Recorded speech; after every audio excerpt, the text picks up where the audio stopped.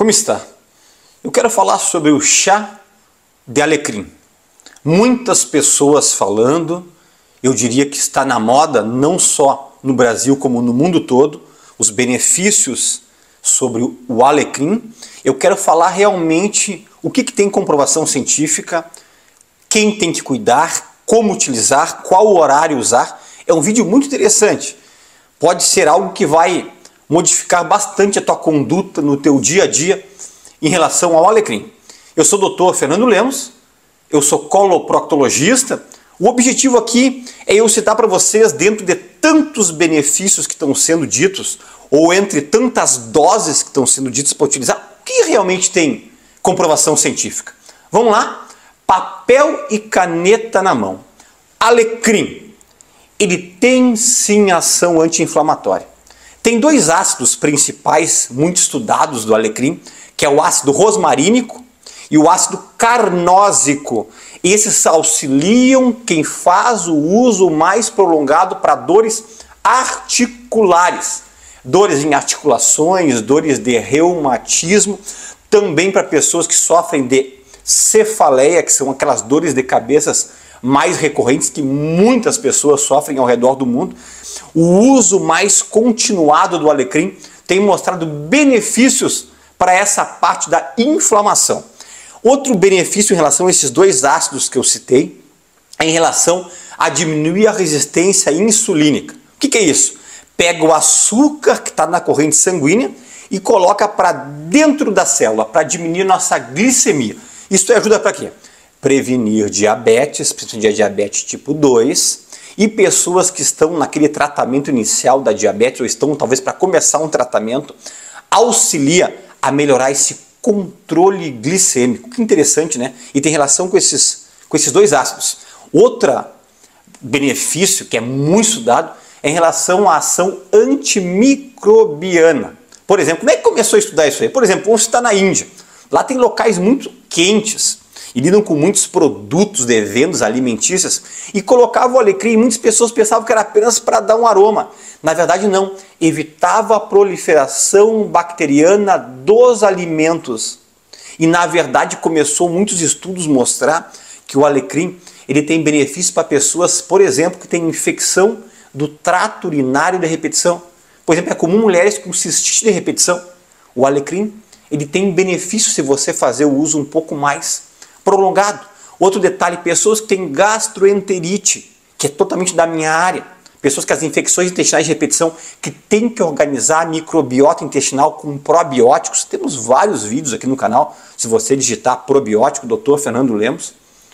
Mas o alecrim, ele ajuda a combater bactérias patógenas que estão muito crescidas e proliferadas no nosso trato intestinal. Outro interessante benefício é em relação à ação antitumoral. Eu, como cirurgião, eu tenho sempre muito medo de dizer isso aqui, é bom para prevenir tal tumor, que muitos estudos médicos, pessoas falam assim de uma maneira tão simplificada. Não é bem assim, mas na verdade tem alguns estudos mostrando que por causa dos compostos fenólicos que tem no alecrim, mostrou que tem benefícios na prevenção do câncer de próstata em homens e de mama em mulheres. Que interessante, né? Outra coisa que está sendo bem estudado é em relação a crescimento de cabelo. Aumenta o fluxo capilar, o fluxo sanguíneo no folículo piloso. O que tem relação com isso aí? Porque na verdade o alecrim tem uma interação na ação da regulação da testosterona para o DHT, que é a dihidrotestosterona.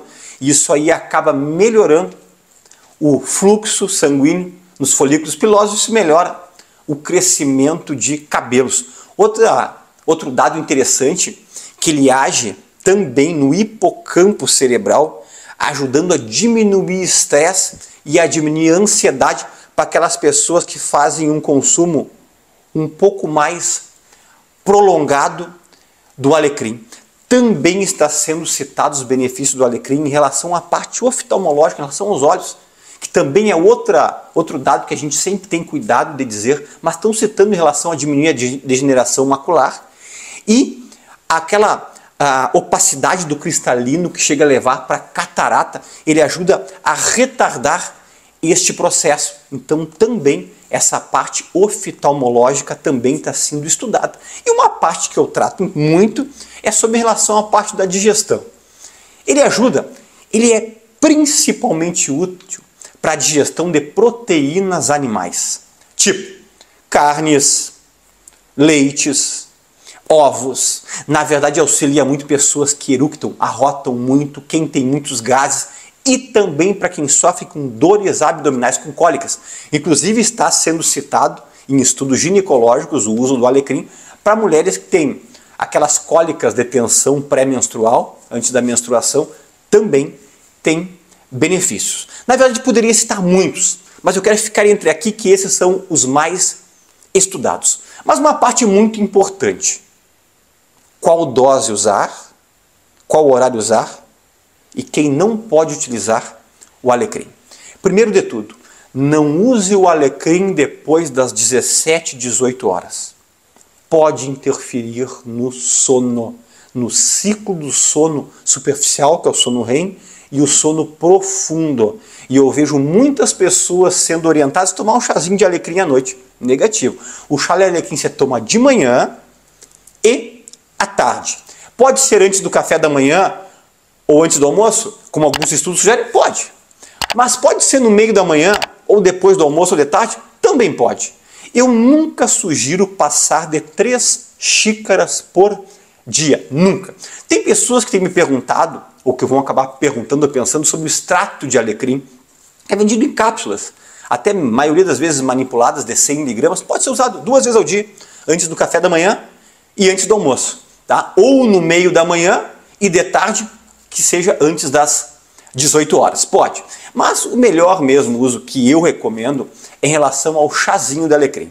Olha uma coisa que talvez vocês vão se surpreender. Eu prefiro muito mais que vocês comprem um alecrim em folha seca ou que já venha mais ou menos embaladinho nessas casas de produtos naturais ou em supermercados, do que você usar o alecrim esse que você pega às vezes no campo, às vezes algum amigo te dá, porque muitas vezes tem contaminação por fungo e até mesmo resíduos fecais de animais que às vezes você, com a água quente, que você acha que mata tudo, que realmente isso não acontece. É melhor você pegar uma coisa que é um pouquinho mais, entre aspas, higienizado, cuidado, pagar talvez um pouquinho mais, mesmo que nós sabemos que não é caro a compra do alecrim, e você utilizar desta maneira.